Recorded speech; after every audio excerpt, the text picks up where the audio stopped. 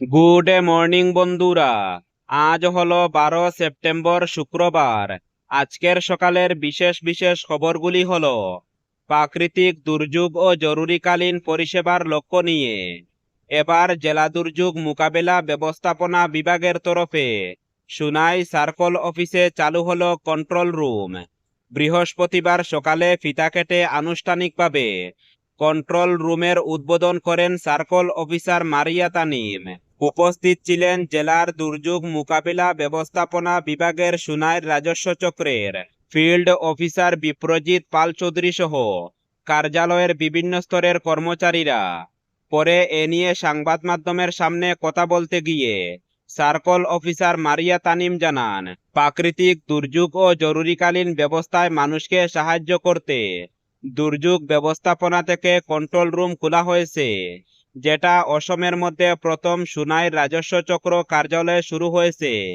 জনগণকে সরকারি পরিষেবা পাইয়ে দেওয়ার লক্ষ্যে এই কন্ট্রোল রুম চালু করেছে সংশ্লিষ্ট বিভাগ।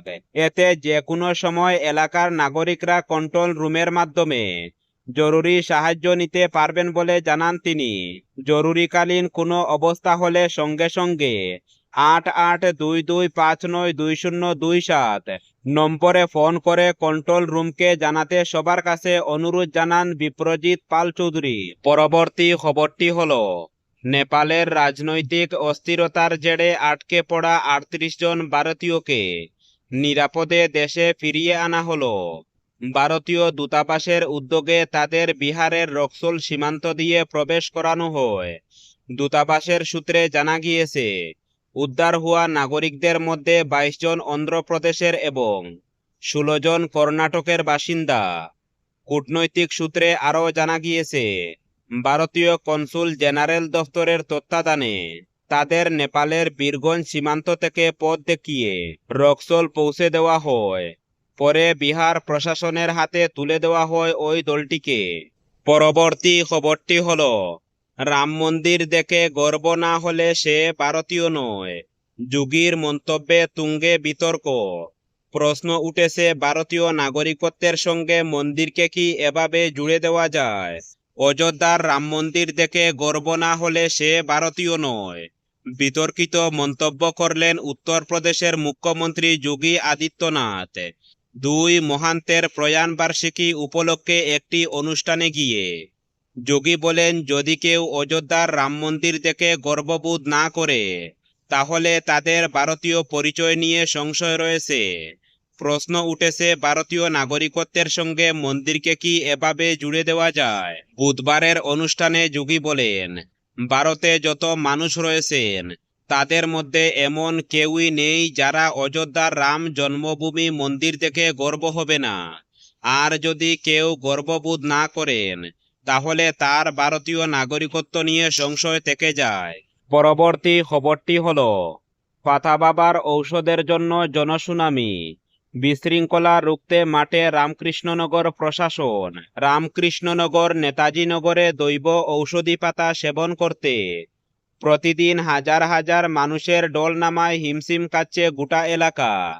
প্রতিদিন 25 থেকে 30 হাজার মানুষ আসছেন ঔষধি পাতা সেবন করতে। শিলচর, গুয়াহাটি, শিলং, ত্রিপুরা সহ বরাকের আনাচে কানাচে শত শত গাড়ি নিয়ে ছুটে আসছেন মানুষ। বয়স্ক মানুষ, মহিলা, পুরুষ, ছোট বাচ্চা নিয়ে মানুষের ঢল নামায় নড়েচড়ে বসেছে প্রশাসন। কারণ দীর্ঘ লাইনে ঘন্টার পর ঘন্টা মানুষকে লাইনে দাঁড়িয়ে থাকতে হচ্ছে। দিনরাত সমান তালে ভিড় জমায় যানজট সহ আরো কিছু সমস্যার সৃষ্টি হচ্ছে। এছাড়া যিনি দৈব পাওয়া পাতা খাইয়ে দিচ্ছেন এবং স্থানীয় ভলান্টিয়ার যারা রয়েছেন তাদেরও নাওয়া খাওয়ার অসুবিধা হওয়ায় নির্দিষ্ট নিয়ম তৈরি করে দিয়েছেন প্রশাসন। বৃহস্পতিবার দুপুরে গান্ধীনগর জিপি কার্যালয়ে এ মর্মে সাংবাদিক সম্মেলন করেন circle officer Souvik Dutta.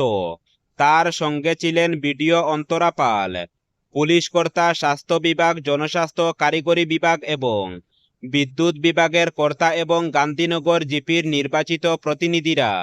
Circle officer নির্দেশ দেন, যারা পাতা সেবন করতে উপস্থিত হবেন জনস্বাস্থ্য কারিগরি বিভাগ থেকে যেন তাদের বিশুদ্ধ পানীয় জল দেওয়া হয়। স্বাস্থ্য বিভাগকে বলা হয় যেখানে হাজার হাজার মানুষের সমাগম হচ্ছে। তাই হঠাৎ যদি কেউ অসুস্থ হন, তাই অ্যাম্বুলেন্স সেবা এবং প্রাথমিক চিকিৎসার সুবিধা দিতে বিদ্যুৎ বিভাগকে নির্দেশ দেওয়া হয়। গলি সড়ক দিয়ে পাতা বাবার বাড়ি পৌঁছানোর সড়ক অন্ধকার, সেই গলিপথে আলোর ব্যবস্থা করে দিতে পুলিশ প্রশাসনকে বলা হয়। শত শত গাড়ি ভিড় হওয়া ট্রাফিক ব্যবস্থায় উদ্যোগ নিতে। এছাড়া পুরুষ মহিলাদের জন্য পৃথক পৃথক শৌচালয়, দুধের শিশুদের যাতে মায়েরা বুকের দুধ অনায়াসে সেবন করতে পারেন সেজন্য উত্তম জায়গা ঠিক করে দিতে এবং স্বেচ্ছাসেবকদের নিযুক্তি দিয়ে মানুষের সহায়তা করার নির্দেশ জারি করেন। এছাড়া পাতা সেবন করতে মানুষের জন্য নির্দিষ্ট সময় বেঁধে দেওয়া হয়। সকাল 9:30 থেকে দুপুর 2টা অবধি এবং বিকেল 3টা থেকে সন্ধ্যা 7টা অবধি মানুষ ঔষধি পাতা সেবন করতে পারবেন। এজন্য সমজেলা আয়ুক্তের কার্যালয়ে এই সাংবাদিক সম্মেলনের আগে সিদ্ধান্ত নেওয়া হয়েছে।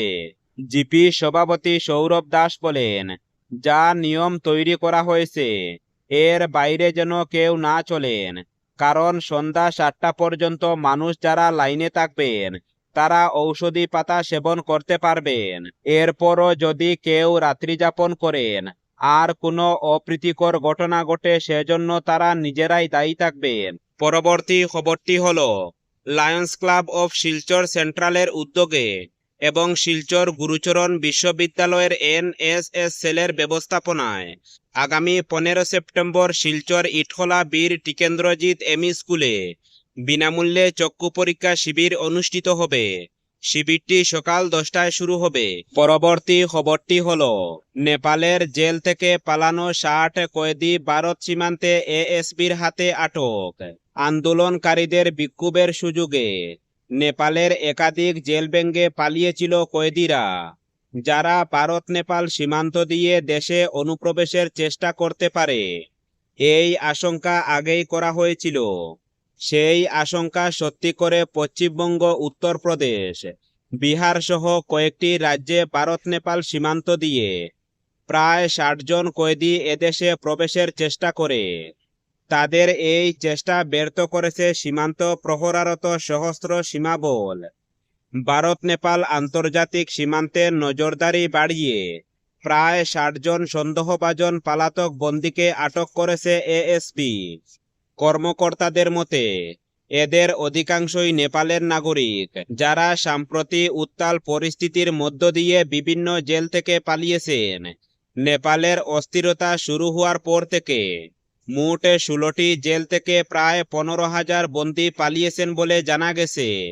পরবর্তী খবরটি হলো, দরং জেলার শিপাজারে এক চাঞ্চল্যকর ঘটনা সংঘটিত হয়েছে।